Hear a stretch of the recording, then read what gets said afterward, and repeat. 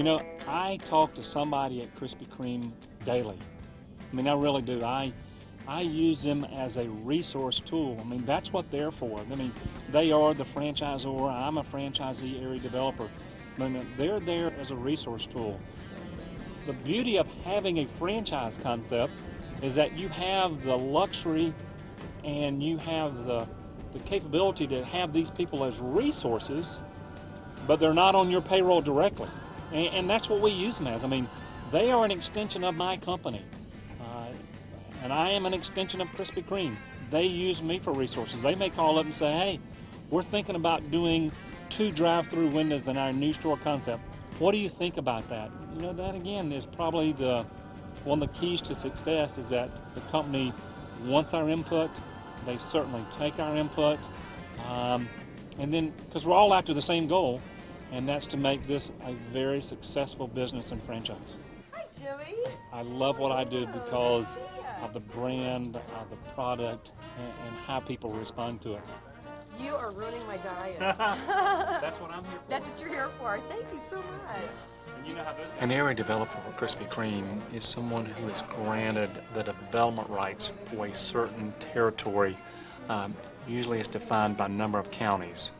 Like the area development agreement for Kansas City encompasses 13 counties that surround Kansas City. So differently than other groups, we don't franchise individual stores. We do development agreements to do certain areas. Well, first you have to be lucky enough to get a phone call back from Phil. There are hundreds and hundreds of calls still every day about people wanting to open a franchise. You know, one of the biggest requirements, of course, is having the financial ability to develop that market. So that's certainly something that they look for. The other key ingredient that they're looking for is for someone to actually, who's going to be the operating partner or operating side of that. You know, there's a lot of people who've got a lot of money that probably wouldn't make grant franchisees. So as much as a segment of the financial stability, you know, they're looking for people that have experience either in the quick service, the QSR side of our hospitality business, or have been involved in something from a business standpoint that have been successful, that knows what success looks like. From that point, you actually then start doing the interviewing process with Krispy Kreme Corporate. Good morning, Krispy Kreme. This is Melody. Just a moment. In the United States, I only have 24 franchisees. It's easier to manage for us. We're dealing with a higher caliber individual who's building multiple stores. I'm Phil Wall. I'm Executive Vice President of Worldwide Development. In franchising, there's several models you can use. You can have a single unit franchisee who may be a McDonald's franchisee and has one store, and within a city you may have 8 different franchisees. Krispy Kreme is elected to use the area development model, which is we grant the entire territory to a group. The reason we chose to do area developers versus individual is because it's based on our business model. Krispy Kreme is very successful in opening retail stores where people come into the store and buy donuts. But the other half of our business model is our distribution, where we distribute donuts to local grocery stores, convenience stores, ball stadiums, etc. So if you have multiple unit franchisees in one market, and all of them are fighting to distribute to the same grocery stores, it creates inherent infighting. The second reason is we wanted to attract high caliber individuals who could develop large businesses and work with Krispy Kreme. If someone's committing to build 30 stores, they're going to have, a $60 million investment in the business. Well, they have to have the financial wherewithal, the business plan, the banking relationships, and the partners to make that successful. So a lot of our area developers have great business acumen, have been in businesses before, and know how to run the business. They have the financial wherewithal, they know the market intimately, and they're willing to devote full-time best efforts to the business. In deciding where to build a store, we pretty much rely on our area developers to generate sites and locations. They present them to us with site packages that we have. But prior to doing that, we give them a list of criteria we want them to look for in a site. For instance, it ought to be on the going to work side. We're a morning product. We're also a late night product, but pretty much the going to work side. The traffic shouldn't be 55 miles an hour because they'll ride right by your store. It should be 35 miles an hour. We'd like to be on a far corner at the light, so when you're sitting at the light, you can see the store. We'd like to be within a density of 250,000 people within a 5-mile radius, sort of the trade area. There are a lot of things that go into picking a site. We like retail draws, such as being on a pad of a Walmart or a Kmart or a Target. They bring in a lot of people and a lot of business. These area developers go in and set up their own infrastructure, hire their own people, run the business. They benefit from the profits, but we benefit from a royalty where we get, 4.5% to 6% of sales that comes to us. Well, the business model was founded in a wholesale business, but very early on, the founder, when he was making donuts in his store, people would come up and knock on the window and want to buy donuts. So he actually cut a window out of the wall and backed into the retail business, if you will. Hi, I'm Stan Parker, Senior Vice President of Marketing at Krispy Kreme. Krispy Kreme's distribution strategy is to, when we enter a new market for the first time, is to build our factory store first, and that's because we want people's first experience to be the hot donut experience. Then we wait at least 12 months before, or sometimes longer, before we begin to explore what we call off-premises channels of distribution, which include grocery stores, some convenience stores, and other food service and institutional businesses. Why did you come here today? Because I had the Yankee Stadium and they were really good. The reason we're in wholesale is such an important part to Krispy Kreme, and we think there's a symbiotic relationship between a wholesale and our retail stores, is that it provides convenience for a lot of our customers and trial. We have a national business development group that's based at the company headquarters in Winston-Salem. They work with all the national partners, like a Kroger and an Albertsons. And then we also have people in the field working locally with regional and local chains.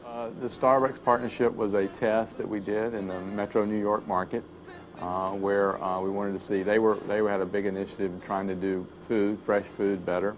And they came to us and asked us if they could partner with us in New York. And while it may seem counterintuitive, we've got 65 years of data that says you can actually grow both businesses simultaneously in the same market.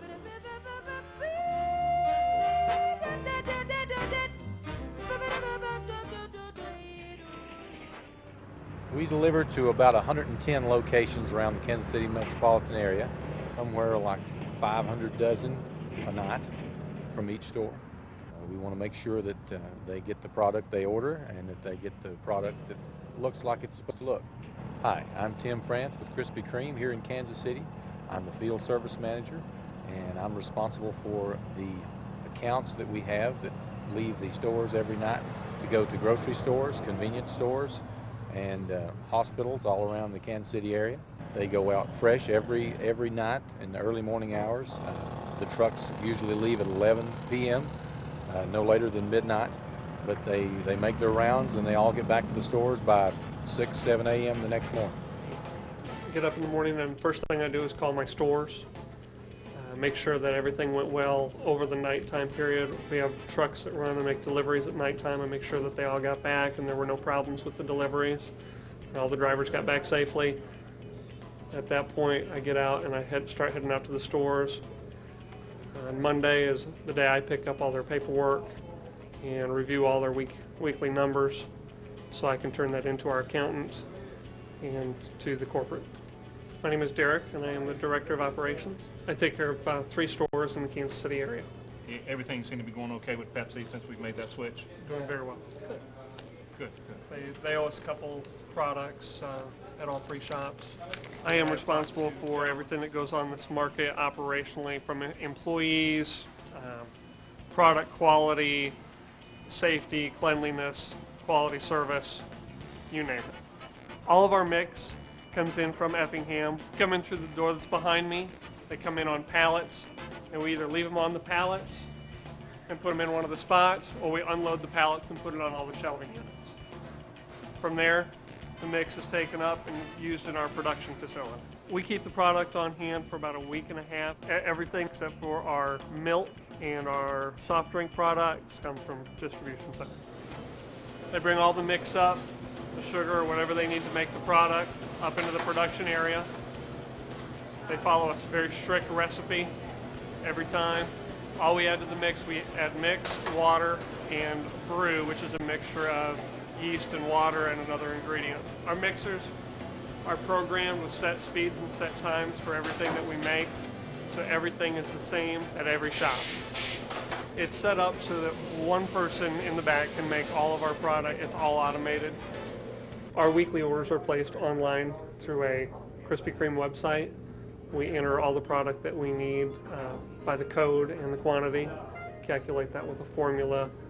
We have a build to level that we like to get to, and that carries us through for the next week. And we have a little left over, so we'll make sure if there's a problem with the truck or if we get a little bit busier, we're covered. The delivery system and the quality of the product that we're getting in as far as damages has improved greatly, probably in the last 2 years. They've gone to a different distribution center and a different bagging system. Things don't hang out over the pallets, they don't get ripped. And I believe the computerized system versus the old faxing system cuts down on errors.